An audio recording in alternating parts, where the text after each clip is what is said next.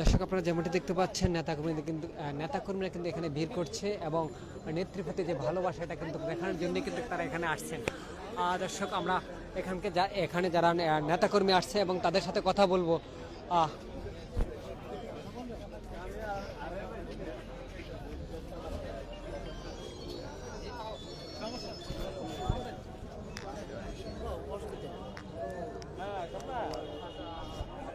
ভাই কোথা থেকে আসছেন আপনি? জি, আমি আসছি লক্ষ্মীপুর থেকে। আমি লক্ষ্মীপুর জেলা ছাত্রদলের যুগ্ম সাধারণ সম্পাদক হিসেবে আছি। তো আমরা এখানে আসলে এসেছি আসলে আবেগের তাড়নায় আসলে বাসায় থাকতে পারি না। আমাদের আসলে একটা গণতন্ত্রের মা আপসী নেত্রী, উনি বাংলাদেশের জন্য যে ওনার যে অবদান, শহীদ প্রেসিডেন্ট রাষ্ট্রপতি জিয়াউর রহমানের সহধর্মিণীর যেই আভিজাত্য ঐক্যের যে রাজনীতি উনি করে গেছেন ওনার সারা জীবনে, এটার সুফল বাংলাদেশ দীর্ঘদিন ভোগ করবে ইনশাআল্লাহ। এই মুহূর্তে দেশের এই ক্রান্তি লগ্ন ওনাকে খুব বেশি প্রয়োজন, কারণ দেশ একটা ক্রান্তিকাল অতিক্রম করছে।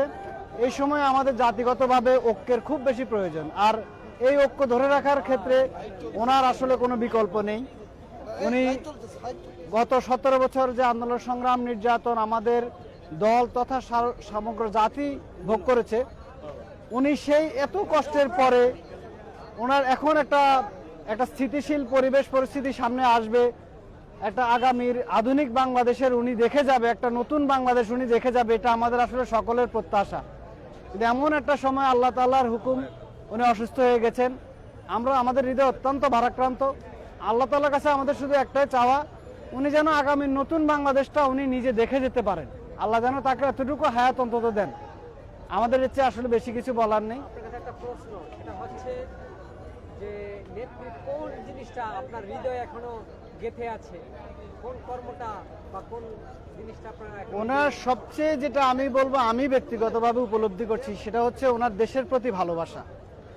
উনি কখনোই বাংলাদেশকে ছেড়ে যান নাই। যত কিছু অনেক বড় বড় অফার ছিল, অনেক বড় যত অফার, দেশি বিদেশি চাপ, সবকিছু উপেক্ষা করে উনি বাংলাদেশে ছিল, বাংলাদেশের মানুষের সাথে ছিল। উনি বলেছেন বিদেশে আমাদের বন্ধু আছে, কোনো প্রভু নেই। দেশকে এরকম অকৃত্রিম ভালোবাসে এই যুগে কয়জন আমি বলতে পারবো না। রাজনীতিক এরকম আপনি উদাহরণ দিয়ে আপনি হাতে গোনা 2-1 যদি দেখাতে পারেন, তার মধ্যে খালেদা জিয়ার মতো আপনি কাউকে দেখাতে পারবেন না।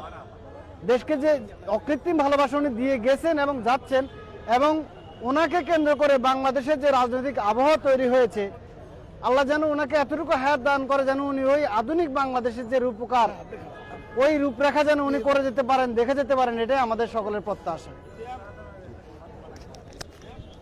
দর্শক আপনারা যেমনটি শুনতে পেয়েছেন, এখন আমরা কিন্তু সর্বশেষ যে পরিস্থিতি আপনাদেরকে জানানোর চেষ্টা করছি। যদি দেশনেত্রী বেগম খালেদা জিয়াকে কিন্তু 23শে নভেম্বর স্বাস্থ্যের অবনতি হওয়ার কারণে কিন্তু তাকে এবারকার হসপিটালে ভর্তি করানো হয়। দীর্ঘ 12 দিন যাবৎ কিন্তু তিনি এবারকার হসপিটালে রয়েছেন। এখান থেকে তাকে মধ্যরাত্রে অথবা আগামীকাল সকালে দেশের বাইরে নিয়ে যেতে পারে, এবং আজকে কিন্তু জোবাইদা রহমান কিন্তু তিনি বাংলাদেশে এসেছেন এবং কিছুক্ষণের ভিতরে হয়তোবা তিনি এবারকার হসপিটালে আসবেন এবং এখানকার যেই